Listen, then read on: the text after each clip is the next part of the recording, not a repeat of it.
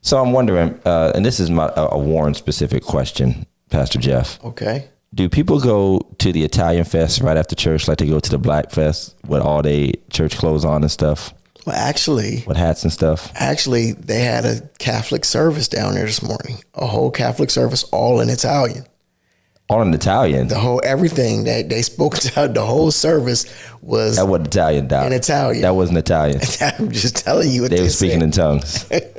That was a Pentecostal revival. And the reason I know this is because I was... You went? I know. I was walking my dog this morning, and the lady... My next door neighbor came out and she's telling me she was on her way down there to the... She was on her way down to the Catholic Mass. Wait a minute. Here's the funny part. She says, it's so sad because she said, I'm on my way. And she said, they charge you. They don't charge you, but they ask for $3 donation. To go to church?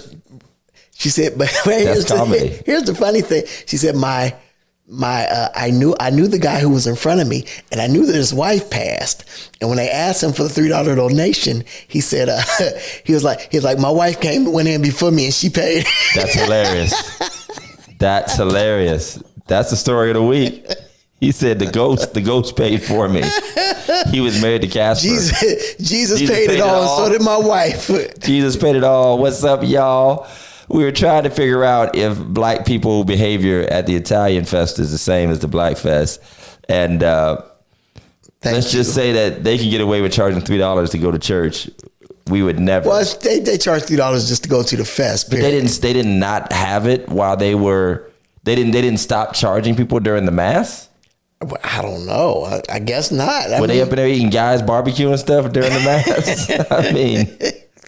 What is happening? That's a Catholic Mass, but it was all in Italian. So. Like I said, that was Pentecost.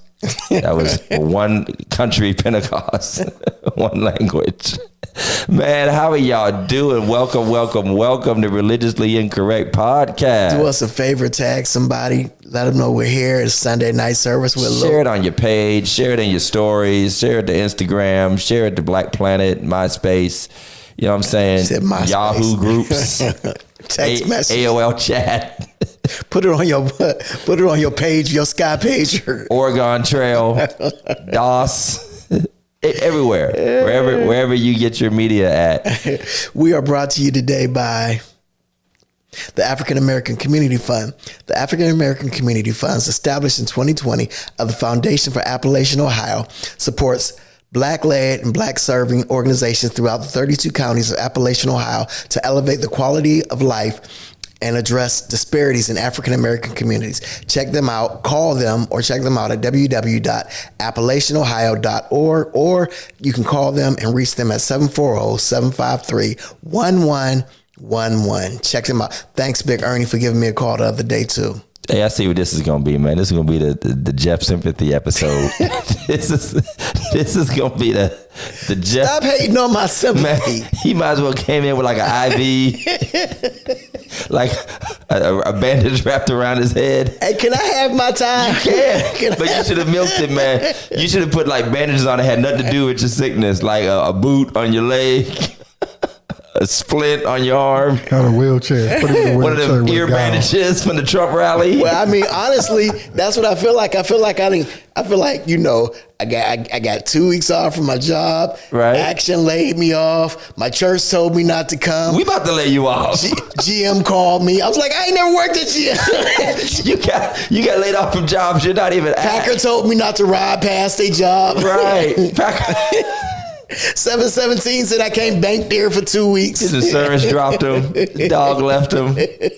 Well, we'll just say it up front because we're going to talk about this later. But I'm glad you're all right, Pastor Jeff. Thank you so much. Little health scare, man. We're very grateful for you. God is merciful, and glad to be back in the saddle, man. Amen. I didn't know this was going to be too stressful for you, man. And, from now on, he's going to do one of them Fred Sanford fake heart attacks. I'm coming to join you. The big one. Hey, listen. Hey, Cam on there. Cam called me after because he done my service down at Studentville, and he called me. I guess he's in the process of moving. Oh, okay. So he was on his way back to help him move, and I was like, I would help you move, but I got heart issues. I would help you. I got heart issues. I would help that old lady across the street, but I got these heart issues. I would tithe and all, but I got these heart issues. Well, welcome. Good to see you. Overseer Bowman, what's happening? Lady Osborne, God bless you. Man, it's just good to see y'all. Good to be back. So first things first, it's always first things first. I just have 2 words for you, if they are 2 words. Yes. Olympic breakdancing. Come on, man.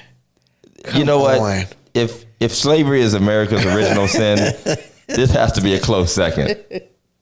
This is like the transatlantic slave trade part 2. This was the original Christian at agape. Listen, right? Yes. Spinning around on his knee. On the floor. Spinning around on his knee. You might as well with do the Band-Aid on his head. Olympic pop locking, Olympic twerking, Olympic line dancing. Not Olympic twerking. Olympic line dancing. I mean, what? How bad could it get? It was so bad. They couldn't get ozone or turbo. Where have y'all been? I mean, I know it's still some people out in New York Breaking on the 2 streets. Electric Boogaloo. Man, you can go to Times Square right now. Man, I know cats on the east side. It's better than that. There was a dude at Quimby Park out What's the comedian Lamont? I bet she can still do Lamont could still do that. I mean, it was terrible, and I knew it was happening because it had been discussed at previous Olympics that breakdancing might come to the Olympics. And I don't know why. I didn't think much about it, but the little bit I did think, I was like, oh, it's going to be some like real technical, skilled stuff. Right. I mean, they were literally just flopping on the floor by fish, like fish, and doing the bunny hop, the one girl from Australia. I mean, it was just bad. I mean, I got heart issues, but I can still do the kick one. Listen, I mean, it was just terrible. And I'm thinking to myself, even the format was bad. The format even was bad. They like just put you out there and you don't know what song's going to be played. I don't know if y'all knew this. So when they get out there, they don't know what song the DJ is going to play. Which is a big mistake. So there's a DJ. Right. A DJ. So there's an Olympic DJ. Whatever. Let's just unpack that right now. There's an Olympic DJ. Was it DJ Khaled? But I don't know. And so they have to like catch the beat of whatever beat they're playing or song they're playing, and then they have to dance to it. To me, what a massive waste. Pickleball. Bring on pickleball. Bring back softball. It was just a tragedy. Karen said it right. You said it earlier. It would not be It would not. It shouldn't be. And you need to pay reparations to black people just for that. The Olympic Committee needs to pay reparations. Okay. To black people. Okay. What, Mike? The dancers was bad. All right. The dancers was bad. They wasn't horrible, but the one from Australia. I mean, who told her she could dance? Who did she beat out? That's what I want to know. You're going to represent us. I want to know who. Stage. I mean, what was these tryouts? What were the qualifiers? Who was in the first heat that didn't make it? It's almost like, I'm gonna be honest. It's almost like these. What Steve Harvey says. 100 people were surveyed. Who are these 100 people? Because I need to know. This is raisins in the breakdancing. Jason said the Crips and the Bloods are not dealing with that in LA in 2028. I mean, I would like to meet the people, particularly in Australia, who didn't make the cut. I want to know who this horrible person who was doing the bunny hop and the snake. It was who did they beat? What was his name? Napoleon Dynamite. Dynamite make the cut. Yeah, that's when you appropriate someone's culture and you think you know better. Was this supposed to be like a response to was this another one of those George Floyd responses nobody asked for? Like, we're going to give you Juneteenth and breakdancing at the Olympics? Was that? Is that what this was? Like, sorry, the police keep killing all of you. Well, here's some breakdancing. No.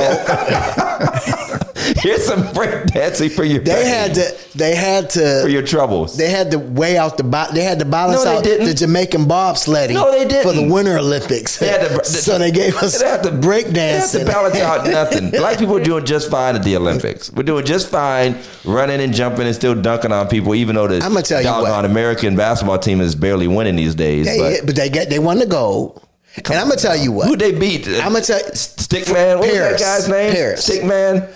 I'm going to tell you what. Thin Man? Curry is sick. Curry is a beast. Curry is sick. And y'all can deny him all y'all want. But if this dude wins one more title, I think he got 3 already.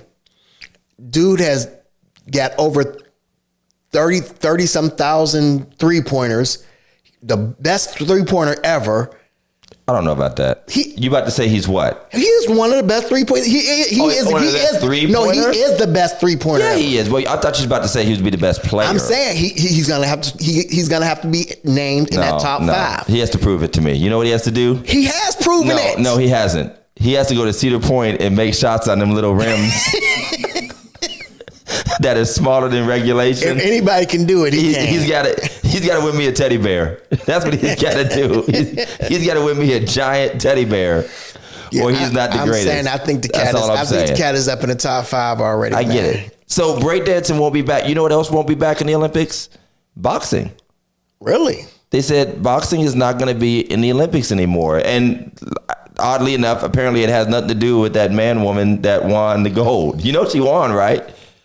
The woman that they took through the controversy. We just got canceled, right? Yeah, we got canceled last week. We really about to be canceled. But yeah, go ahead though. I got you. When I was a kid, my uncle would have called her a he/she. Right.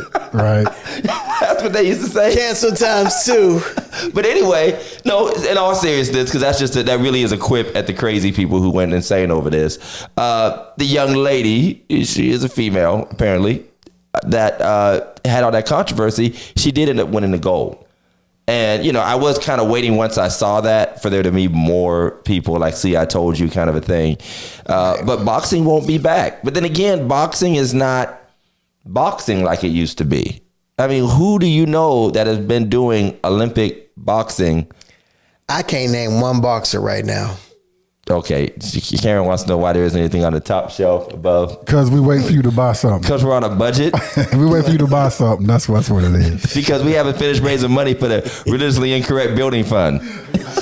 We need some more sponsors, y'all, so we can get some stuff on the wall. We need a thermometer on the side. Hey, Mike, why ain't no black people on the wall?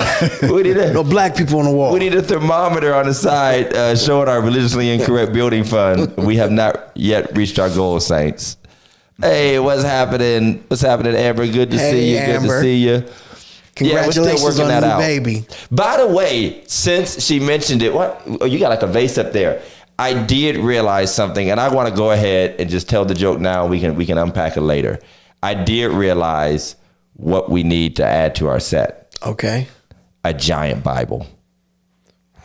A giant family Bible. I got one too. Man, I got 2 of them. Let's bring them all out. You know what? We need to do a competition, like an American Idol style competition with the giant white Bible from the 70s and 80s, which we have one, and the Sterling Williams funeral Bible. That he's been passing out to every family. I want to thank you. I want to thank you for letting us serve you. As a token of our appreciation. We need some funeral fans too. We need funeral fans. We need to have like a church item show. We're going to bring all the church items. Yes. We need to have a church item show. Submit your church items to Religiously Incorrect. We want your church mints. We want your praying hands. That's it. We want some praying hands. We want a tambourine with only one jangle left in it. We want a fan with Martin Luther King on the back. B3 without the back on the back of it. Yes. We need a hymn book with half the pages missing. Some chewed up drumsticks. We need chewed up drumsticks. Ooh. We are gonna do this. Absolutely. Oh, we be mentor for a night. But yeah, so boxing won't be back. And by the way, speaking of, the next Olympics, they'll be in LA. They'll be in LA. I'm going. They had Snoop and Dre. Was it Snoop and Dre? Do a final performance like from LA, I guess, I don't know if it was in LA or in Paris, but like the transition from the one to the other. Oh, okay. But maybe that was the whole reason. Which, by the way, we haven't talked about that. Snoop's omnipresence. I think I said he made a ridiculous amount of money. I heard he got paid to do that. Yeah, he said like $500,000. Yeah, ridiculous amount of money. I heard it was a day or something. I thought it was like $2 million. I don't know. I seen different numbers. Last one I seen was $500,000 a day. God bless him. $500,000 a day. Yeah, I heard $500,000 a day too. Right. So I mean, there was a method to their madness because this dude was everywhere. This cat was like the Holy Ghost. I mean, he was just everywhere. Running the 200 and everything. Okay. 2 minutes. What church events are we gonna have in the next Olympics? Oh, what church events? A hoopathon. The hoop. Yeah, you gotta have a 100-meter hoop. The 100-meter. We have the 100-meter hoop. We're gonna have the pew hurdles. We're gonna have the synchronized running around the church. Synchronized shouting. Oh yes. We'll have synchronized shouting. What else? Smack your neighbor. Smack your. Smack your neighbor. Smack your neighbor. I love it. We ready. What else can we have, man? Let's see. What else can we have? The baptism, some type of baptism. We gotta have Olympic baptizing. Synchronized baptism. We gotta have Olympic. Work. Yeah. No. High dive baptisms. Oh Lord. Not high dive. Yeah, it has to be high dive. Has to be high dive baptism. Oh, pew hurdles. Yeah, pew hurdles. Yeah, pew hurdles. Jumping over the hurdles. We got tambourine player, best tambourine player.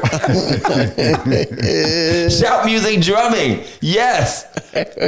The 4x400 drumming shout music. You gotta the drummers and the organist gotta switch off. Barry and Cam can go. Barry and Cameron gotta go at it. They can go at it. That'd be hilarious, man. What about the best reader? Oh, best Bible reader. Read. Absolute read. Yeah, you gotta have read. You gotta have the read. We gotta have usher moves. We gotta have usher marches. Oh yes. Yeah, you gotta usher have dances. Long distance usher marches. Usher marches. The walk in. Oh man, that'd be the longest speaking in tongues session. That's a good one. That is comedy. Best gospel runs. Best singing gospel runs. Okay, I can do. Got to do gospel runs. I can do that one. Deacon stepping. All right. I can't think anymore. We got any more? We dress off. Fastest collection offering taker.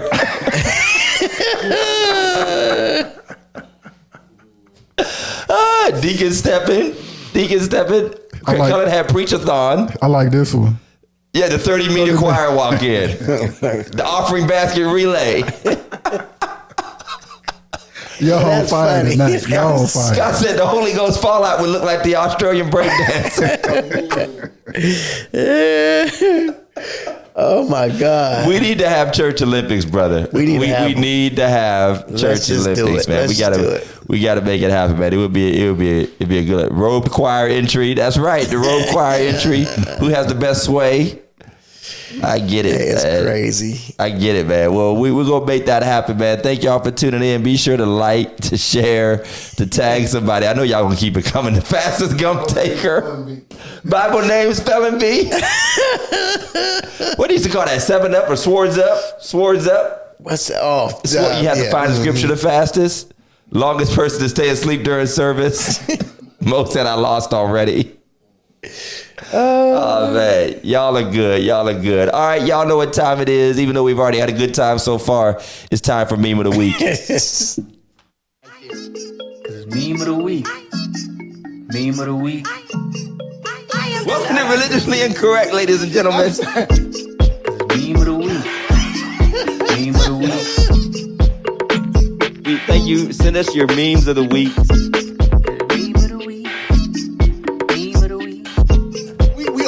These are all jokes. We are just playing. So, as a former musician myself, having served in the church for many, many years before I became a pastor, I know the value of good music and skilled musicians. But I think we all know from previous experience, it doesn't always work out that way. And here's what happens when you get your musicians from Temu.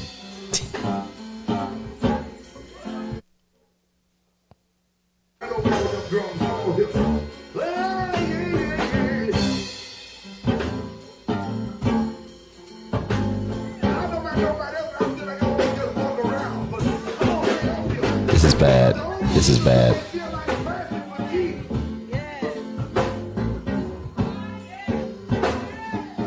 But not to shout. He's enjoying this. Is he shouting or is he doing that? He's doing the Ric Flair. He got that suit from Temu. He got that suit from... You can tell the way the buttons floating. Yeah, he been watching too much WCW. Classic the best of Ric Flair. That's what makes it worse. Okay, the musicians are not good. What makes it worse is the preacher acting like they're good. They're good. The young man on the drums clearly doesn't want to be there. He's somebody's grandchild. That, the obligatory, you sleep in my house, you gonna come up in here and beat. You like making the beats in your room? Why don't you come in here and make a beat for the Lord? Okay. That hairpiece is from Timu too. Now we have not Bishop Highwater. Bishop.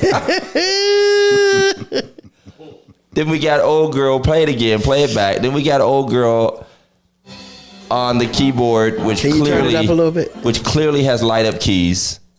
I know that keyboard. That keyboard has to have light up keys and like the letters written on the keys.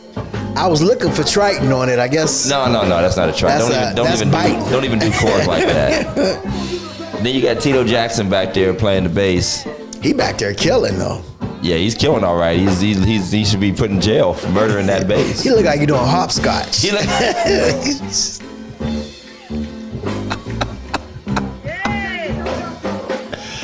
He's enjoying himself. I need to watch the entire service. It's got to be on Facebook somewhere. Harpo, you said this was our juke joint. I can hear him now. What is he saying? Come on here. Y'all praise with me. It's only 3 people out there. His wife and his child out there. That's bad. I mean, what? Just play tracks.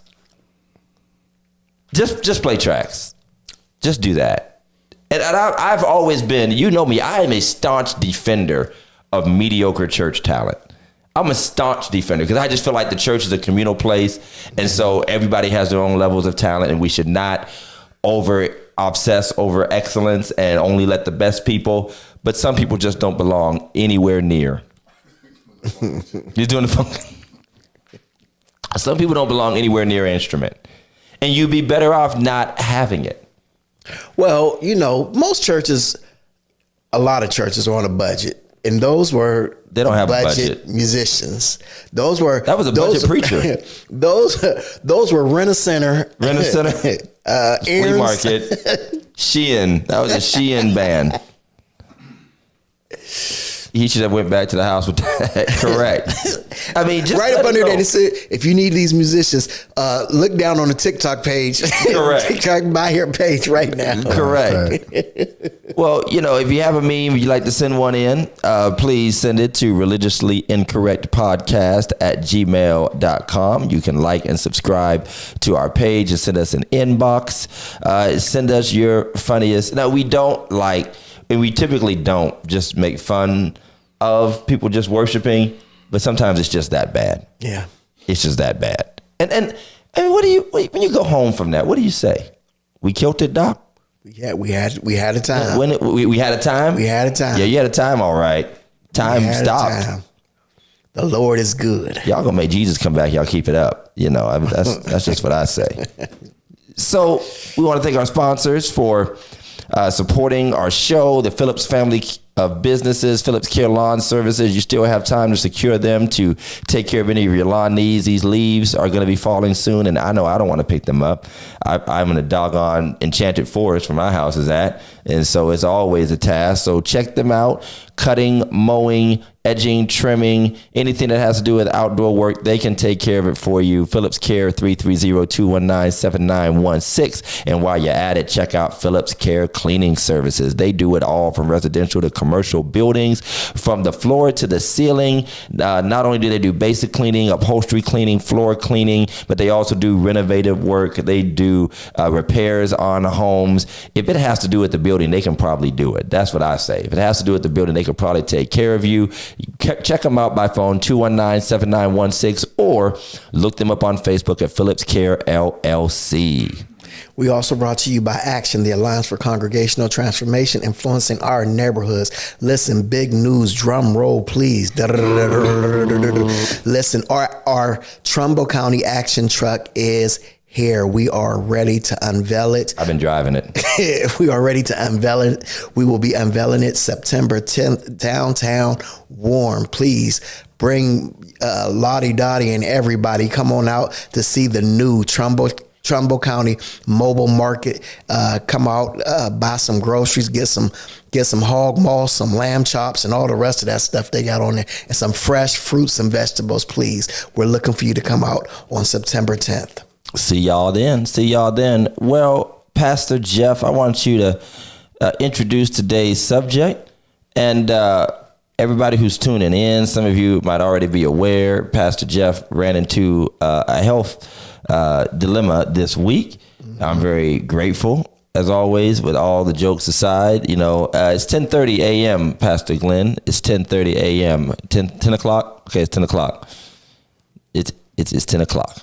Trumbull County Administration Building. Right on High Street, right between the courthouse and the Administration Building. Thank you so much, Sister Karen. But back to the seriousness. As a friend and a brother, we've been partners for a long time, man. We've been beside each other for a whole lot of stuff. So a little scary seeing you go through, but grateful to see that you're doing all right. You're well, and he's got like a big machine behind his chair, keeping him alive. He's got something shocking him every 30 minutes. But I want to go ahead and introduce the subject. Let's see what we're going to chat about. We're going to talk today about you better check yourself. You better check yourself. And we're really talking about why black men in specific, men in general, just refuse to go to the doctors, refuse to get themselves checked out. They ain't taking my organs. Funny thing is, man, I am 51 now. Before 50, the worst problem I had was sciatic nerve. I turned 50, I automatically had knee surgery, and now I had some heart issues. It was called an instami, which was actually a kind of heart attack, but it was a lot of blockage. So we just really want to set out to, bring awareness to those who may feel a little sick, and you got a little issues going on, and you just feel like, man, you know what? I ain't even about to do it. And Pastor Todd, I don't know, what is it? Do you think it's, and I know a lot of people are saying that it's because they just don't trust the medical system. They don't trust doctors. Maybe it's because of what they done to the Tuskegee Airmen. Well, let's dive right. It wasn't the Airmen. Yes. It wasn't the Airmen. I thought it was just the Tuskegee experiments, but it wasn't on the air. It wasn't on the soldiers, was it? No, I don't think soldier. Okay. It was just people. Okay. But to your point, I think we need to start right there. The history of black people in medicine. Right. Just start right there. The history of black people in medicine is not a good one.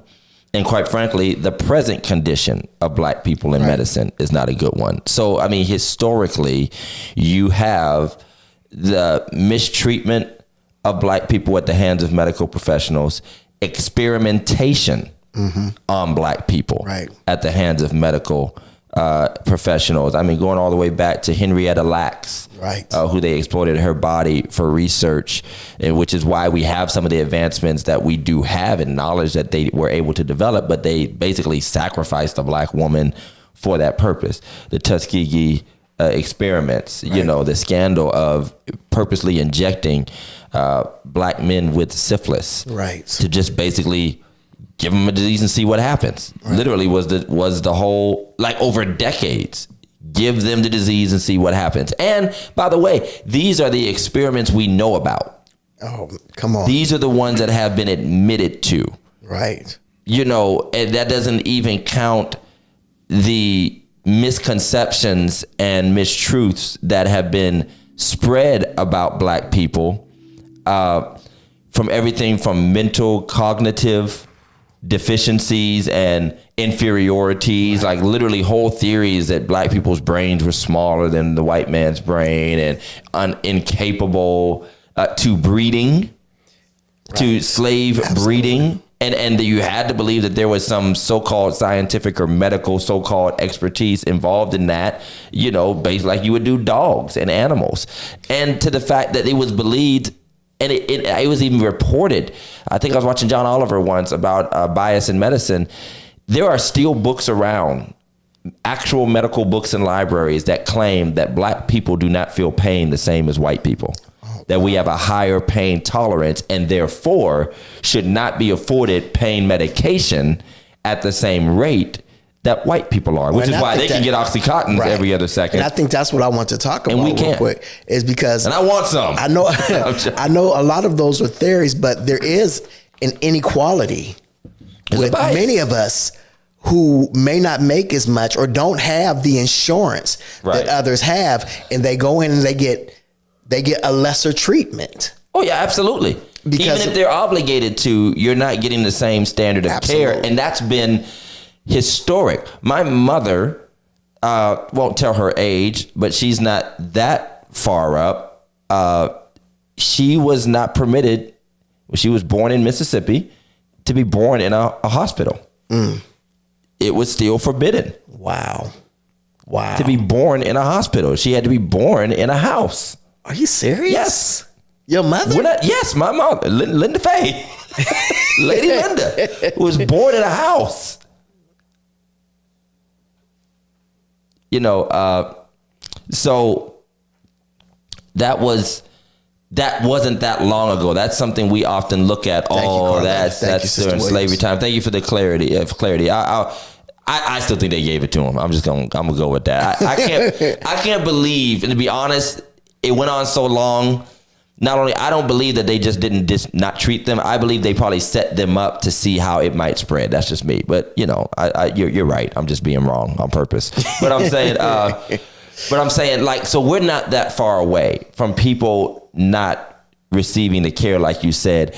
And again, with the history of experimentation, with the history of drugs being propagated in our community and then treatment being withheld. Right. So the treatment you see now, all of these ways of, no Narcan for Uncle and them and all of them that was strung out on the street. And if they were doing something, once again, if they were in a disparate situation, that was probably a prime opportunity to just kind of try out whatever, or as you said, don't try out treatments that exist. And so I'm personally convinced, even though I despise conspiracy theorists, I just feel that in certain populations and in certain situations, it is justified. And I am convinced that there has never been a major medical situation, such as the explosion of cancer or AIDS research or whatever, where they did not in some form or another detrimentally affect Black people by either experimenting with holding treatments, doing A/B tests. If you don't know what the A/B test is, it's like a control group and another. Literally just try something with one group and don't try it with the other and see what happens. And they talk about these studies nowadays. And we did a study to find out how many people over 30 years and 40 years and 50 years and all that stuff. I don't think all of that was voluntary. I don't think all of that was opt-in. I think a lot of that data that they've collected over the decades has been involuntary. And I don't think I would be wrong if a lot of minorities, Black and probably other minorities as well, were on the bad end. We're always in the control group that didn't get the medication or didn't get the treatment or got the experimental treatment that was probably not safe for dogs, but they just tried it to see. And so that history matters. And so to people who say, well, so what? You're a man, you have to take care of your health and all of that. I just want to remind you that the same way we say that history matters in other spaces of our lives, like voting, like redlining, all the other things that we talk about, financial disparities, banks not lending to us and all of that, it matters in healthcare too. Absolutely. And it affects the psyche. And another thing we have to look at is oftentimes when we do go to the hospital, we come home with no diagnosis. Well, let's talk about that. They did not give us the no diagnosis or the wrong diagnosis, but they sure gonna bill you. Well, let's talk about the first part. Medicine is still a practice. Right. It's called the practice of medicine. And I just feel like Black folk get the B team. I feel like more often than not, we get the JV squad. You understand what I'm saying? I'm just saying what I'm saying. I think we get the G League. I think we get Canadian football. We get Olympic breakdancing. That's what I'm trying to say. We get the Olympic breakdancers from Australia of the medical professionals. And to your point, Black men particularly are men of certainty and like a certain concrete nature. And I've been through this and what you just said.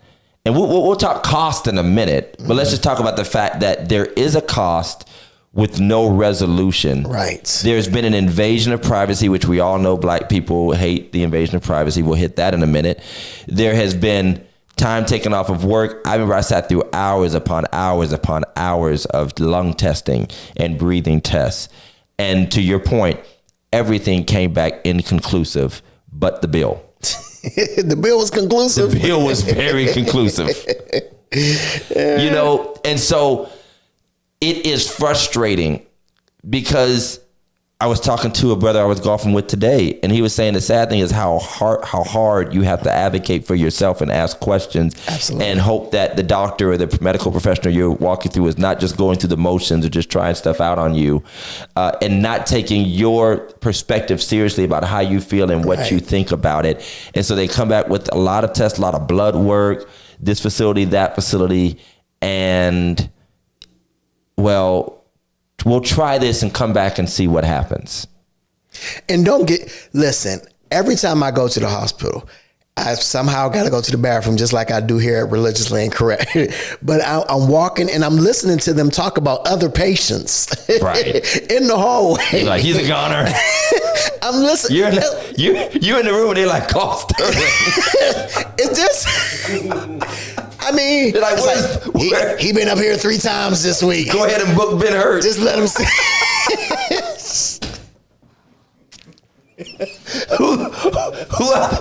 The doctor comes out His and soul says, is anchored. The doctor comes out and says, who out there knows I won't complain? we're gonna need that song in a few days. I hear you, Karen, and I was gonna get to it. We're gonna get to it. But so it's tough because you're right. Medicine is not only a practice, but here's the other side of it. It is a business. It is. You are a customer. I went to the hospital once. It turned out to be dehydration, and I went through a spout of dehydration because I wasn't taking care of myself, but it was dehydration. And I'm in there. They give me the IV. They give me the hydration IV and everything. And before they even have the needle in me, they're walking in with a credit card machine. Absolutely. You're like, how are we going to be taking care of this bill today? Is this going to be cash? I'm like, crypto. I don't know. What you know what I mean? So that's scary because they want to give you a little 10% off when you pay right then. You pay right now. I guess so.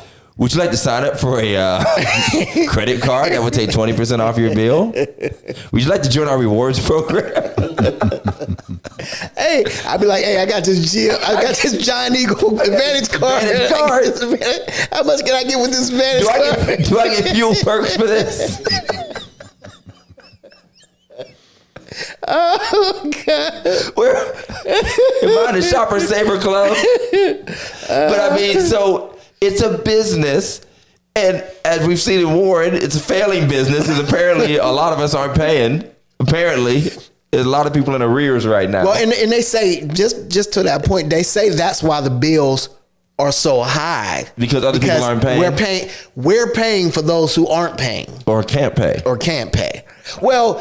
First of all, if you let them leave the hospital, that's your fault. If you let them leave without paying, that's your fault. You should have locked the doors. No, but you got to be like the church. No, but let's be clear. You're crazy. This is Jeff's revival episode. Let's be clear. If I'm paying for somebody else, okay, here's my logic. If I'm paying for somebody else and they're healthier than me, I want their organs. Nah, Doc. Nah. That little teenager over there, give me his legs right now. Hey, I need I'm gonna be the only person with a long torso and short legs. I need them strong arms right now. I've been skinny my whole life. Oh my God. I'm paying for this broke dude who's healthier than me. I refuse. This is too much. Nah, you should be able to get dibs. You should at least be able to call dibs. If I'm paying and something happened to me, I get your kidney. I mean, come on. Oh my God. So it's a business.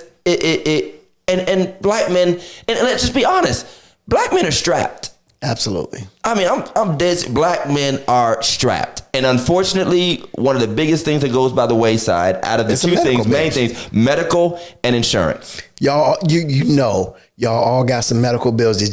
You ain't even thinking about paying them. They called me twice this week. I kid you not. This is a confession. I stink at paying medical bills. We have decent insurance, but not great. There's always a balance left over. I always ignore the letters, and then I get the collection call. Before it goes to credit, I literally had to stop my lawnmower yesterday to pay this $102 bill. Like, just $102. It's not even big. Right. But it's aggravating. They be calling me about $17 ones. And you're right. I paid a $62 one the other week. So here's the funny thing, though. And you get like 7 different bills from the same visit. Right. Because every part of the hospital and doctor has their own billing. So the ER bills you, then the doctor who came in and saw you bills you. Then the nurse, then the janitor bills you, the security guard who let your mama in to see you, they bill you. I'm saying the nasty nurse. The parking attendant. The nurse wants tips. Like, you ain't even dancing nothing. What are you doing? So that's the hurt. Like, it's hard to keep up with. And medical billing is so complicated. It's so like, you don't know what you're being billed. You never really know what your insurance covers. It's easy to say you got a copay on like a wellness visit or $35 or whatever. But once you actually go in, you do not know what you're getting billed for. All that crap is itemized. Do those medical bills go on your credit report? I don't think they do. There's like certain stuff I think that they say they won't anymore. Yeah. And they put it this way. I think they probably give you some of the most leeway. I'm just going to die with them. I've had stuff on mine. Have you? Oh, yeah. I mean, then you go to get like a mortgage or something. And I'm like, I had cancer, man. What am I supposed to do? I didn't make up a lie. I'm like, listen, I went through chemo for this, But like, it's very complicated. It's very opaque. Sometimes they won't even turn it into insurance. Very good. Sometimes they don't know if it's covered by insurance. Right. And I'm not talking emergency situations. I make them know my insurance. I keep my insurance on me. My insurance. Or they're battling with insurance. Right. Over whether they'll pay it or not. Which sometimes they really are trying on your behalf. Other times it's like, whatever, it's not my problem. It's your problem. And then, they itemize you almost like, and they say you can ask for your bill, but I mean, who's in a coma like, hey, can I get how much y'all charge me for these syringes? But they do say that you can negotiate down and pay attention, but medical, like funerals, are such a sensitive and sudden situation. You almost never have the time or mind space to do that. Well, but I mean, honestly, and I think that's a good point, because honestly, leave it out there for about 2 years. They gonna call you with a settlement. Oh, they'll call, yeah. They're gonna send you a letter with a settlement, and your bill could be $2,000. Like, give me $350. Give me $350, and just pay the $350 real quick. They're like, give me $100 in my pocket. Hey, bring us some lunch and we'll call it even. Let it go. So the other thing I really want to bring up during this episode is that, and I know a lot of us, especially we're talking about the Black community again, we don't know our parents. Many of us don't know our parents, but you need to have medical history. Yeah, you need to have that hard conversation with the parent, with the parent that you don't know. If you do know them, it should be easy. But if you don't know them, but it's not easy if you know them, honestly, because we don't tell the whole story even when you know them. Right. But you are correct. So I'm literally that you haven't met your father or your I'm literally out the hospital. I'm going for my little walk, trying to get myself together. My dad calls me. And, he's talking to me. He's like, so you just like me now? I'm like, what do you mean? He's like, I got 3 stents in my heart. Wow. I'm like, bruh. Thanks for telling me that. I had no idea. Because in the hospital, they said, do you have a family history of heart disease? I'm like, I have no idea. You don't know. I have no idea. Yeah, you So don't. I think we need to make that clear. So medical history with your family. Absolutely. And sometimes even going back further, because it can carry down through generations. And just because it misses somebody, doesn't mean that it won't hit you. And unfortunately, again, because lack of medical care and regular medical checkups lack overall for the Black community, a lot of people who have died of things do not know the underlying causes that they actually died of. Grandma just died. Right. You know what I mean? So we don't know what she had, really, because a lot of times she either hid it or we didn't know until it was at the last stage, and all of the other conditions that might have existed, because even the coroners and the autopsies, they don't even list like everything. Right. They list the thing that they think killed you a lot of times. And you have to really pay to get that kind of autopsy to sound morbid, when they can look into everything like clogged arteries. I think that's like $2,000. And who has it? Again, once again, who has it? I'm too busy trying to pay Ben Hurt for this song for me to be paying. I'm joking. And so I guess the thing is, when you're at these family reunions, stop doing this electric slide for a few moments. Do some hospital Call grandma and them over there and find out what your family history is, and just be honest about it. And to our elders, it would be much easier if you would volunteer that information because and let me be clear. Because it's the elders that often come down on us about these things. Right. And so it's like, we need your help. Give me a chart while you're giving me that speech. Yes. You know what I'm saying? Let me know. Tell me about family members, like you said, I haven't met. And I hate to sound complicated about this, and it might, poke some people the wrong way, but that's why you have to be honest about your family and who your family is.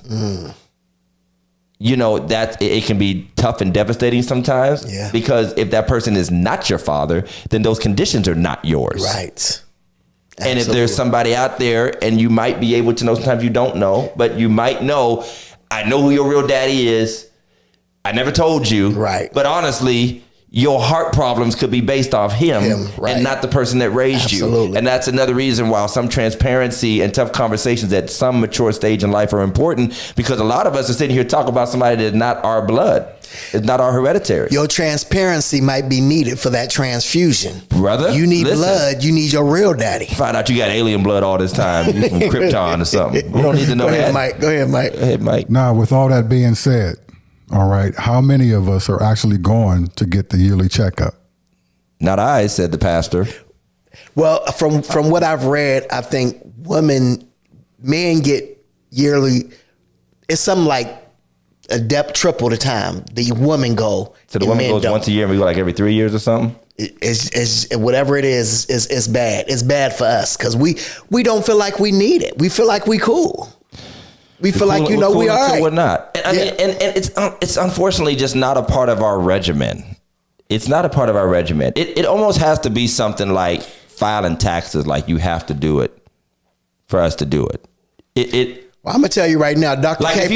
Caper's gonna call. She gonna get on you. She gonna call. She gonna text. But to that point, what I just made, if you don't have that kind of doctor, and I'm not here to talk politics tonight, but if you do talk about like universal health care or different things like that, that would almost have to be worked in for it to be effective. Like if you want to get this universal health care, you have to get a checkup every 18 months or something like that. Or by age, maybe you have to do it every so often. Maybe it's not as much when you're in your 20s, 30s, but by the time you hit 40, it's a little bit more. 55, 60, it's a little bit more, because we don't have a regimen behind it. And the sad thing is, the only thing that brings a regimen is the medical emergency or sickness. Absolutely. And sometimes that doesn't do it, but that's the only time when we do start thinking about these things. And I'm guilty of it. It's one of those things I need to do, just like I need to stop drinking so much Pepsi.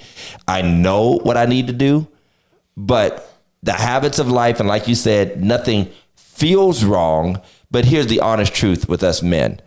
We do feel wrong. It's just not wrong enough yet. Right. We do feel it. Mm-hmm. It's just not wrong enough. And so that leads us to, when is it wrong enough? And so, just a quick symptom. I had been feeling a little bad for about 2 days, but this particular day, I think it was Tuesday, I went to work. I got out the car. I couldn't even make it to the locker room. Breathing, wheezing, everything. And the crazy thing is, here's what's really crazy. I'm acting normal around everybody. Like ain't nothing hurting me. You know what I mean? I go to my workstation. It's killing me. From the locker room to the workstation. What do you think that is, Mike? It's a nice little hike. A city block at least. Yeah, about a city block. Downtown. Yeah, I get there and I'm literally can't stand up. I have to sit down. But every time I sit down after about 1 minute, it goes away. Okay. So, and I'm allowed to sit on my job. So I'm sitting on my job until somebody comes and give me a break. I go walk out to the break room, wheezing again all day long. But every time I see somebody, I'm like, hey, what's up? I'm just acting normal. But really inside, I'm dying. You are intentionally doing that because you don't want people to know. Because I don't want people to know. So Kelly asked, is that a form of pride? And the answer is yes. Yes, absolutely. Men operate off of pride. Absolutely. But here's the thing. I done it to everybody until Mike came. Mike came at the end of the day, and he didn't even have to ask me. I'm like, bruh, I'm hurting my chest. I can't, and Mike like, hey, don't play around with this. You got high blood pressure. Get yourself to the doctors, because black men trust certain people. There's only so many people they're gonna. There's only so many people. Yeah. And obviously I trust Mike, and Mike was like, get to the hospital. But Mike still, pulled them defibrillators out of his pocket, was like, I've been waiting for this my whole life. But even after that, I got home. My stepdaughter is a nurse. And she's telling me every symptom I got. And I'm like, man, I ain't trying to hear all this. I'm about to go to bed. Right. I take a rest.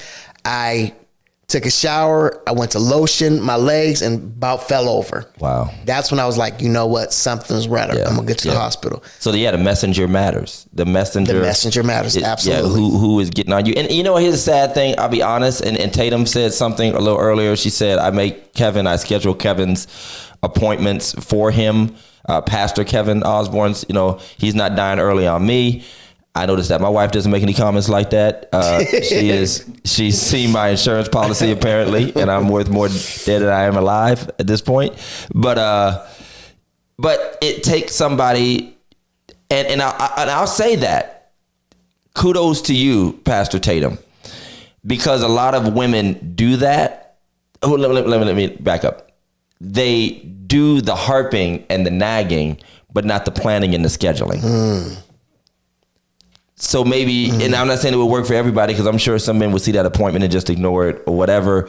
But maybe those women who are concerned about the men in your life, that intentional effort means a lot if you would go ahead and do that. But the fact of pride is that no man wants to be seen as weak. Absolutely. There are very few, and there are a couple out there that would do like others might do and kind of look for attention and sickness. There's a few people out there like that who really look for attention, but for the most part, men will cover up their weaknesses and frailties. I mean, you want me to take a day off work to go to the hospital? Yeah, man. I'm gonna lose money. Yeah. I'm gonna go lose more money because they're gonna send me a bill from the hospital. I got a copay to pay. All this stuff comes into play, whether you know it or not. And let's be honest. And now we got to be super honest. We call it pride as if the pride is some kind of empty condition, but the pride is connected to the identity that has been laid on us as men, that we are useless if we are weak. Absolutely. And if we show too much weakness and frailty and this can go everywhere from our families to our jobs to, come on here, Jeff, even our churches, that people will look at as lesser and disposable if we start to show that we may not make it the distance. Jobs, have ways, even though legally they really shouldn't, they have ways of getting rid of people who have to take too much time off or have too much struggles, or they don't want to accommodate you anymore, when really they just see their insurance premiums going up because you have to take advantage of the insurance they offer you. They bragged about all the insurance they offer, and then when you actually start using it for something serious, they look for a reason to either let you go or the insurance drops you. Let's be clear. Churches don't want sick preachers. And for any of us, whether it's a church we're serving at or we have some kind of future hope in front of us, nobody wants to walk in there with a chart and say, I got all these issues, by the way, but God called me to preach to you for the next 30 years. And they were like, we don't think you're going to make it the next 5 years. Absolutely not. That's a huge pressure. The women in our lives can hurt our pride when we cannot do the things, whether it's fix this, carry that, let's keep it super, sex this, everything. If we show any kind of weakness, that one little joke or that one little or call somebody else.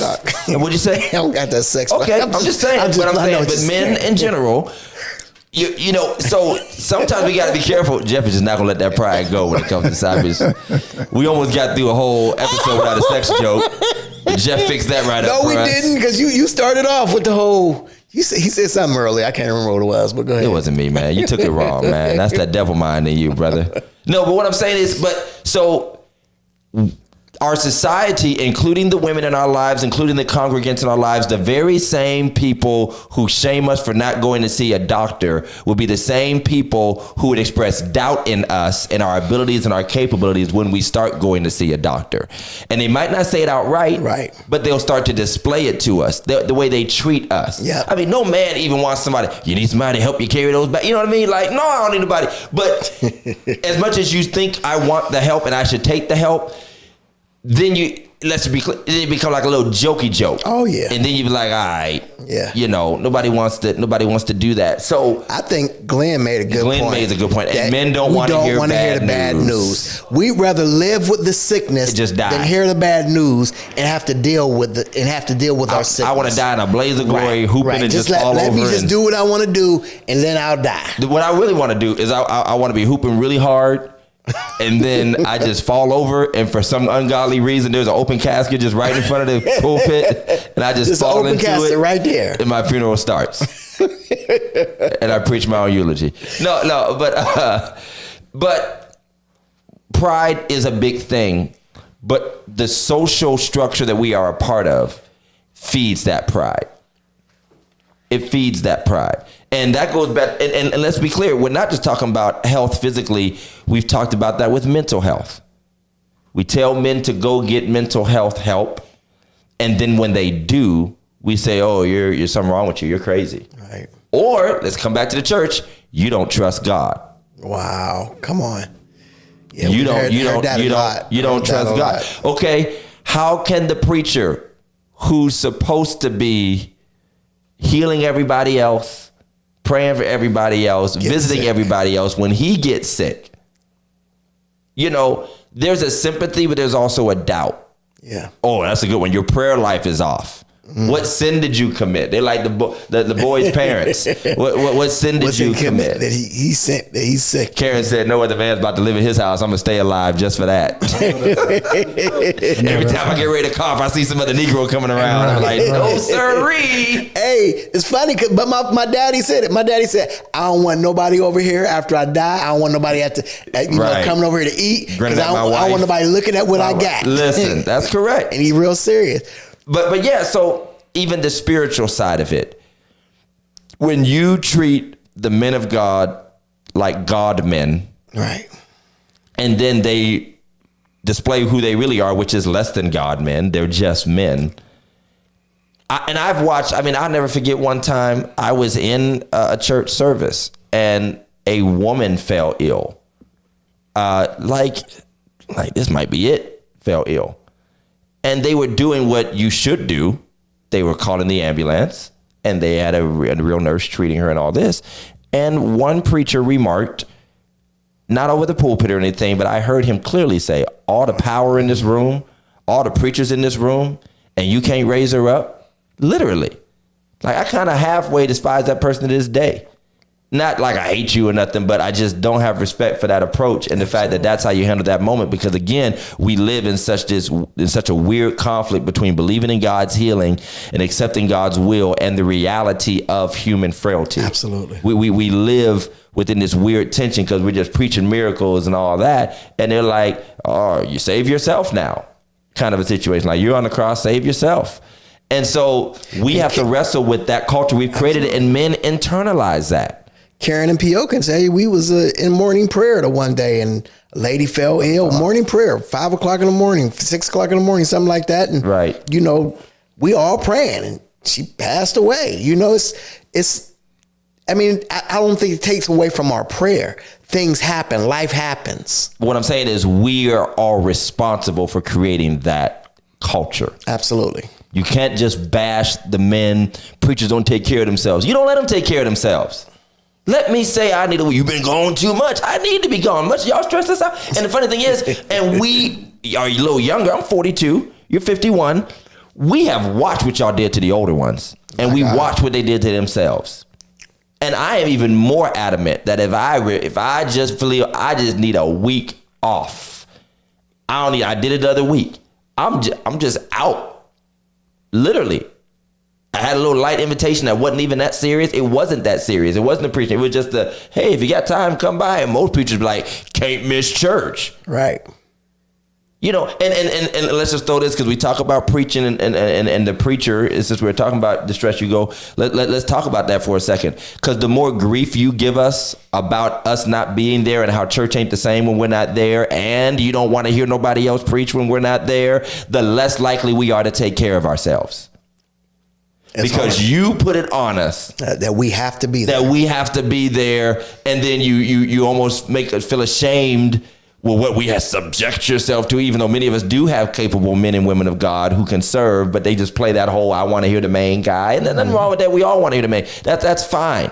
But you have to understand that what you're saying is, I can't miss because you might miss out. And then you want to play, you look burnt out, pastor. Right. So again, we have to take ownership of the toxic mentalities that men and men of God take about our personal health and well-being. And that means that those in the pews have to be able to say, Pastor, you need a break. Pastor, take your break. Matter of fact, why haven't you taken a vacation? Why are you here? That's why you have qualified ministers. If you don't have qualified ministers, go get one. Right. Correct. Use one. It's a million of them. Kellen to go down there and preach. Kellen preach for us right now. Give him a mic. I got a Whoop Triggers app. I can give him a key.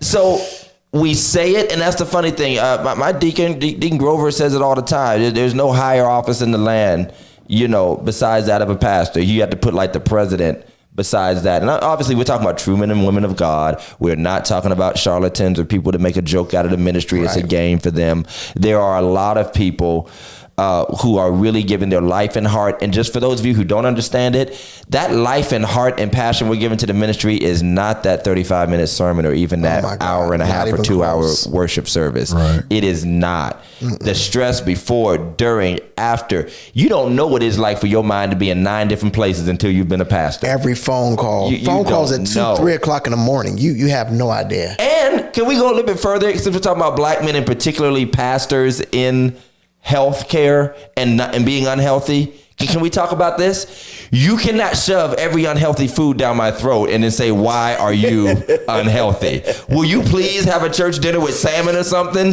Will you please serve a salad? I mean, can we have a salad buffet? I don't even like church dinner food like that. No disrespect. We have some great cooks. I'm just not like big on the chicken and green, because this has been my whole life. My whole doggone life has been chicken, green beans, and rolls my whole life. But I'm just saying, can y'all exercise some doggone variety and thoughtfulness about our lives, even when we get, I know, okay, I'm about to say something real dangerous. Maybe you should stop feeding my bad habits by buying me Texas Roadhouse gift cards and stuff every time. You know what? The church anniversary comes along. If I hadn't been sick, I would completely disagree with you. But now that your arteries are clogged. But I mean, I have to change. Right. My lifestyle. It's not easy. Don't you do that.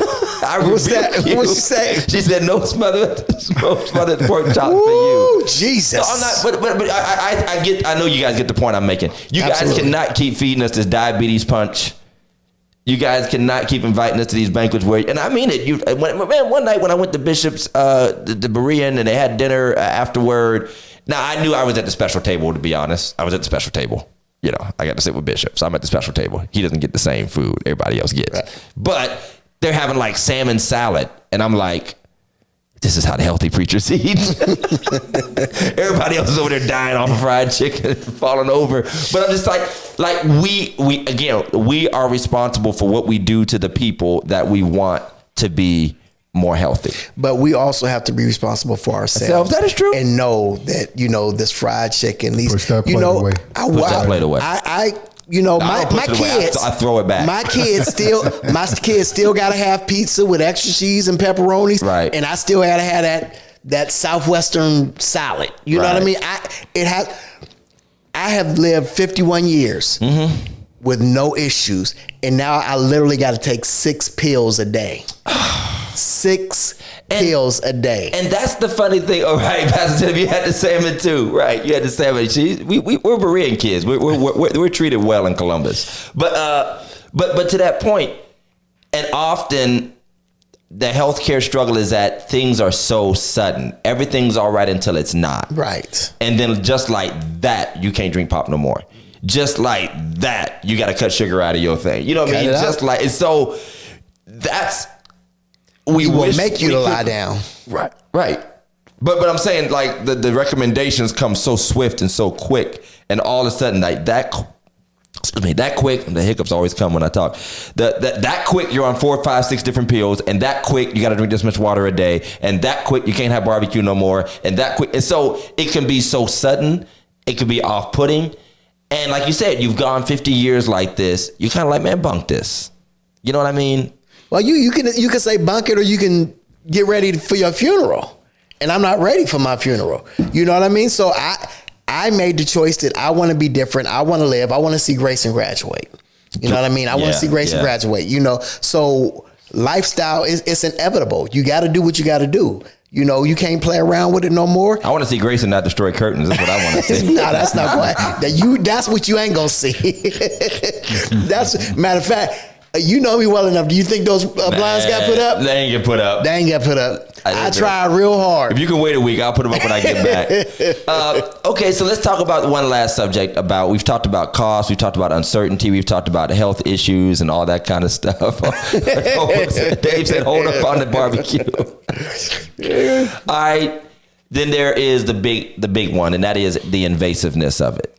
The invasion of our privacy. Yeah. You know, you want us to strip down. You know, obviously the big one is the prostate. Mm-hmm. You know, that the big one is the prostate, that none of us want to do those things. But just generic, I just don't like having to be in a doctor's gown and sitting on that little piece of paper. Absolutely. But once that giant piece of toilet paper. I think one of the things we miss is that I think medicine has moved leaps and bounds. Definitely. It has moved leaps and bounds. You don't even have to do the whole cough and pull they can get your prostate from blood now. I mean, they can. Let me know when they can put me through one of them airport machines. I just lay down on the belt. No, I mean, and they just see what they need to see. They used to have to do the heart thing, the stents that I got right now through the groin, which they said was very troublesome. And so now they literally done it through an artery right here. I mean, and I don't even know how they done it because I was basically high when they done it. But I mean, literally, he went through there and somehow went and put stents in my heart, which is absolutely amazing to me. So we have to stop. What if you found out they wasn't really doing it? What if you found out they was? I'm gonna be more bad about these 6 pills I'm taking every day. The problem is you got to take their word for it, though. Right. You got to take their word for it, like we did it. Yes. He said, "There's got to be a better way." Yeah, it's like a infomercial. There's got to be a better way. You know, but I mean, that's the thing. Like, but it's still invasive. It's like it's still cutting. Like one thing I'd want to do at all costs is avoid surgery. Mm-hmm. I have never in my life had a broken bone. I've never in my life had to stay overnight in the hospital. Never in my life had to stay overnight in the hospital. And I think that's almost worse. Like it would have been better for me if I had more medical issues like during teenage years, you know, sprain an ankle or break up, you know, just whatever, tonsils, anything. Because I didn't have any of that. I didn't have tonsils out. I didn't do the whole, what's the one thing everybody else gets out that you don't really need? They always, what's the one kidney? thing? I'm not kidding. Kidney stones. I'm saying kidney stones. Appendix. Right. They always say you can live without that. You know, you said kidneys. You don't need your kidneys. I said kidney stones. No, because I know Jassie's got to have kidney stones right now. Okay. So I'm just saying, I think if that might even be worse when it comes to invasiveness. If you went so long without ever needing any serious medical attention. If you've gone so long, you barely had a sprained ankle. This ain't about women, y'all. Or a broken leg. Yeah, we ain't talking about y'all. Women. We talking about us. Y'all get your own podcast. We know y'all got some things y'all got to go through. Y'all about 9 months I carried you. You don't know about my mood swings. I'm in the change of the season now. Trust me, as long as we got to be married to y'all, we still go through more. We're still the victims here. They all want to go there now. Right. As usual. They're trying to switch up the whole show. As usual. Women. The Oprahs have taken over. No, but what I'm saying is, when, again, the trick of being healthy for so long, or at least not knowing you had any health issues, is that when you finally do, it feels like your whole privacy world is falling apart like in one split second. Right. And that I know it will be tough for me. Like if I were to go another 8 to 10 years kind of like this, where I'm pretty much cool. When I don't, it's going to be very difficult for me to accept that we need to check this, check that. Well, your dad ain't never been sick in his whole life, so you in good company. But here's a great thing, like I said, my biggest problem right now after I left there was taking these 6 pills. Okay. But if I get my numbers right, which everybody's been talking about, making sure you know your numbers. Know your numbers. If I get my numbers right, I can literally go down to 2 pills. And so that's literally a goal. Can I have the extra ones when you don't use them? Yes, you can. Okay. You can have them all. You don't want them pills. I need to pay. I wasn't going to take them. I was going to tell him, Doc, I need to pay this tuition off. Now, the important thing, though, is to find a doctor that you like and a doctor that you trust. Is she cute? Number one. See? Joking, y'all. I'm joking. There's nothing worse than going to a doctor that you don't feel comfortable with. So let's talk about the male-female thing. Are you more comfortable with a male doctor or a female doctor? To me, it don't matter. If you know more than I do and you trying to get me right, I don't care male or female. That's just me. I've had several doctors over my life. When I got Dr. Goodwin, and this is before she was Goodwin Capers. Okay. I got Dr. Goodwin, and first of all, she's a Christian. And so allegedly. No, I'm joking. Nah, she good and safe. She got the I can't with this. Dante's not watching this. Dante gonna come here and be. He's gonna fail all my kids this year in school. No, but that does matter. It does matter to have a. No, you're absolutely Christian. Just a good. And like I said, she makes sure. I wasn't even hardly home. Wow. Good and home. She already called. It was like, I need you in here right away. It said, how small are their fingers? Yes, sir. That's what I need to know. I can't have the big old gorilla hands on me. No, sir. Listen, look. I don't know if y'all can see that. I promise you, I look like I've been doing crack for 13 years. You ain't got to be promised. These people do not. Some of them just have no idea how to put an IV in. Yeah. It's just, I need all phlebotomists doing my IVs from now on because it's absolutely crazy. Some of them in there just have no idea. And then they say, you need to drink more water. My daughter told me that's just a way of saying I can't get to I can't get the needle in. I don't know what I'm doing. She's like, yeah, you must be dehydrated. My daughter was like, nah, they don't know what they're doing. They just don't know what they're doing. That's good to know. Yeah. So, Kellen said something earlier about that you live longer with a. You got a male doctor with fat fingers. No, thank you. No, thank you.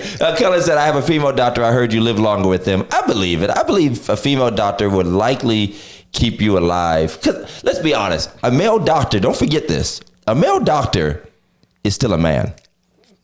And a man will walk away and telling be bad like, jokes. Bucket can't be fixed. They be telling male doctors be telling bad jokes. Junk it. You know what I mean? How much can I get for your... Why did the chicken cross the road? I don't know. That is true. I'm trying to live here. Shut up. Doctors are always telling bad jokes. That is very true. They're always telling bad jokes. So I'm on the fence because, I have not settled on like a family physician, an adult. Like I went to one, like when I had this lung issue the other year and I started going, I'll be honest, I didn't go back. I mean, she was nice enough, but I was just like, and Dr. Goodwin was so booked up. Dr. Capers was so booked up, and she has convocations and holy convocations to be at. So I mean, you really can't see me. But I mean, it's a lot to consider. Your sister-in-law's a doctor. Play the theme music before I. That is comedy. That is comedy. Actually, okay. She is. She's seen me a couple of times. That's why you had to go have a heart attack.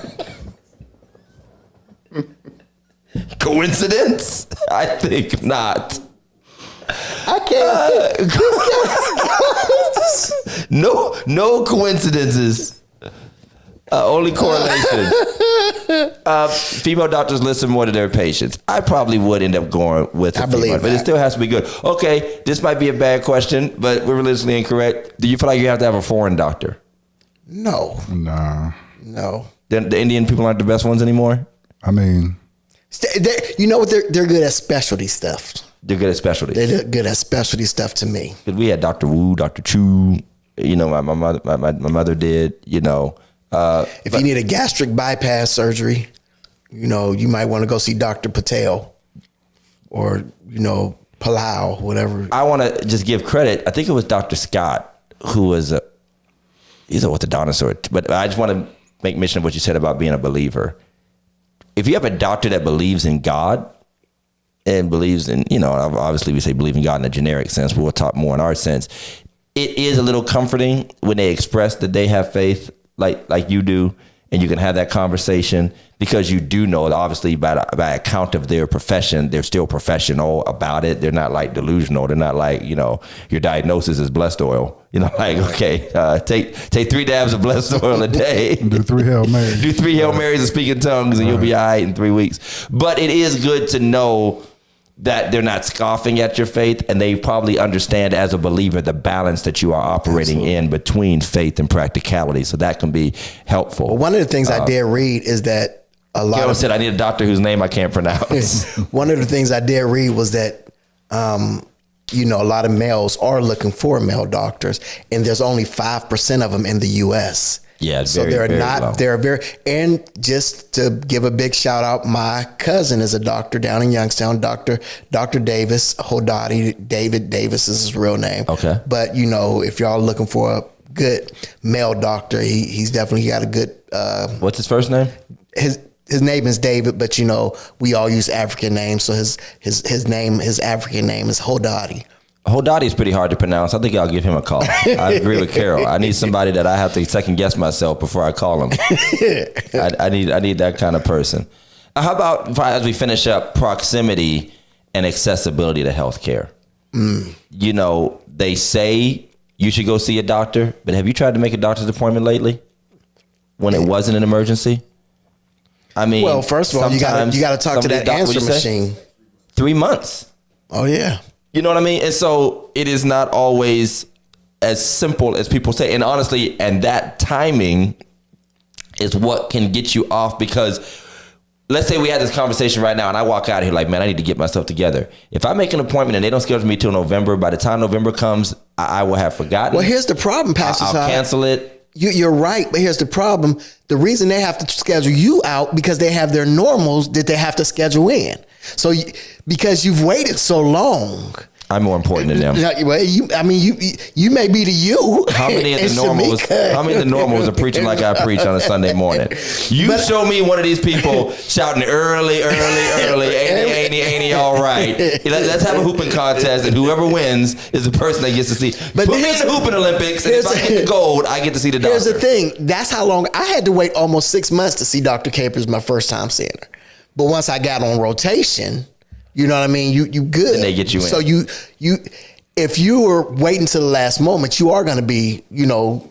I'm showing up at their house. You have to wait a minute. Yeah, you have to wait a minute. I'm showing up at their house. I suggest though, asking people, you know, what doctor they go to, and ask them what they like, what they don't like, and things like that. That's how I found my family doctor, and he's amazing. He's in Hermitage. I live back in Niles now, so you know I have a little hike, 30 minutes to get there. But because I know him, he knows my history. You know, I'd rather go to him than anybody else. So, do they give those little suckers at the end of your appointment?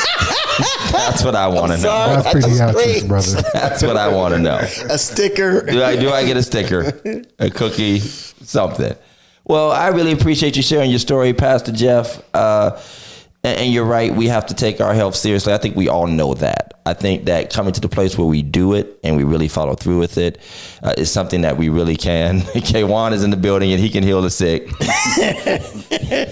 Whatever. K-Wan already got your photo ready for the front of the program. That's what K-Wan, hey, let's just say K-Wan is not rooting for the doctors. He want to do them programs. Huh? K-Wan is not rooting for the treatments to work. His livelihood depends on some of these going wrong. But it's very important. And, you know, we didn't get a chance to do it. I was not able to go. But I do want to give a big shout out to Elder John Michael Oliver and the African American Men's Wellness Day that was held on August 3rd in Youngstown, Ohio. It started off as the Wellness Walk. It is that place where you get to know your numbers. And every man in the Mahoning Valley, including if you live in Cleveland, Columbus, I think Akron has their own too now, at least once a year, we have no excuse for getting our numbers. Absolutely. And I want to shout out all the churches and organizations that have promoted health and wellness in some way or another. Grace AME Church here locally. There are a lot of churches that do health and wellness days or have special health and wellness ministries. And we don't want to discount that because, again, there are a lot of resources available to help us know our numbers, at least get the blood pressure and some of the basic tests in. Cholesterol. And cholesterol. So we should at least take advantage of that. Blasphemy, Kellen. Ginger ale and crackers can heal anything, right along with Robitussin. You get some ginger ale and some tussin. Ginger ale, tussin, and a good Holy Ghost prayer meeting, and you should live forever. And if we all just had enough Canada Dry, we wouldn't have these problems, to be honest. I mean, that's just Vernon's for Jackie Brown and the Detroit people. But we thank y'all for tuning in. Thank you for the comments, the concerns. And real quick, I just want to take a few seconds and thank everybody. Man. I just want to take a few seconds and thank everybody because, I mean, it was literally overwhelming how many calls, text messages, so many people, you know, just show so much love, and I really appreciate it. From family, you know, my wife taking care of me, to, you know, my daughters, you know, Pastor Todd stopping up to the hospital, Mike calling me over and over again, making sure I get back to work on time. This machine ain't gonna run itself, bro. Right. They tired of working 12 hours. Bring the pills on in here. But I really do. I know I didn't get back to a lot of people, but I certainly do say thank you to all of you all. Just one thing real quick, you know, when I got there, they took my blood. And when they took my blood, it was supposed to be at 7. It was at 30. Wow. They took it again. It's called troponin. I don't know if any medical people is out there, called troponin. They took it again. It was at 50. They took it again. It was at 70. And it's supposed to be at 7. So that's when they figured, you know what, something is wrong. There's a blockage somewhere. And the next day I had to go get my stents. But I want you all to know I am doing really well. I'm thanking God for it. I'm relaxing for the next 2 weeks. I'm not doing anything. I've been fired. Big Mike said I can't even come back and do Religiously Incorrect next week. He said they got a gurney entrance at the job now just for you, with an IV and everything. Thank you all. I love you. I'm doing great. And sometimes it's a blessing in disguise, honestly. Because honestly, I feel better than I felt in a long time. I literally have been living with one complete blockage. They couldn't even open that one up. Wow. So I had a heart attack before that I didn't know about. Wow. So I've been literally so I have 2 stents with one complete blockage, but I feel much better than I've ever felt. Well, I'm not ever, but then I felt in a long time I can actually breathe. I can actually walk without huffing and puffing anymore. So now I just want to stick and stay, continue to do the work. Please continue to pray for me as I continue to do the work, so I can continue to preach and make money. That's what I like make that money, bro. Make money. And you know what? To your point, you said earlier, I did kind of skip over, but I thought it was good. You say, thank God for medical advancements. Yes. And stuff like this in times past would take people out. Right. You know, so the fact that they can get you in, do these things, you know, it's an amazing thing. And again, if God has blessed us with these advancements and these technologies, then it's only right that we would take advantage of them. So thank everybody for your comments, for your questions, for the jokes, for the laughter. It really is the best medicine sometimes. Of course, we're glad to have Pastor Jeff. And, you know, we're going to try to stick around for one another for a good long while. Absolutely. All right, so I'll be headed to Lock Carey this week. I'll be having a dispatch next week when we get back. Wife and I are going down to Memphis for Lock Carey. It's going to be some good church and wonderful, good missions ministry, spreading good love and compassion of Jesus around the world. I can't wait. That's what you need to hear. That's what I'm talking about. That's that AME encouragement. That's that AME. Jesus. That's that cussing preacher encouragement. Yes, sir. Yes, sir. That's yes, sir. hilarious. I can hear you saying it too, Doc. Right, exactly. When you can hear it in their voice, you know they ain't playing. So, hey, y'all take care. Be sure to like us, follow us, Facebook, YouTube, Instagram, wherever you listen to audio podcasts. Send your memes in. Send your church items in. We're going to do a church item show. It's going to be a blast, man. I can't wait. And we're going to fill these shelves up. The best items will end up on the shelves. That's what we gonna do. The best That'll church work. items That'll work. will end up on the shelves. If they can fit, we gonna find a way to implement That them. one Bible ain't gonna. Yeah, that's that. We got to get extra large shelf for that Bible. We need like a crane to bring it in here. I was about to put a water bottle up there. She was making me feel bad. Right. Anything that'll work. Hey, y'all take care. Be blessed. Take care. All right. Hey, we gonna go out with our new theme music. Check We got this new out. theme music. Oh yeah. Uh-oh. Oh my God. We had to make that dude walk out of there. He better still be there. That is comedy. Get down, brother. And he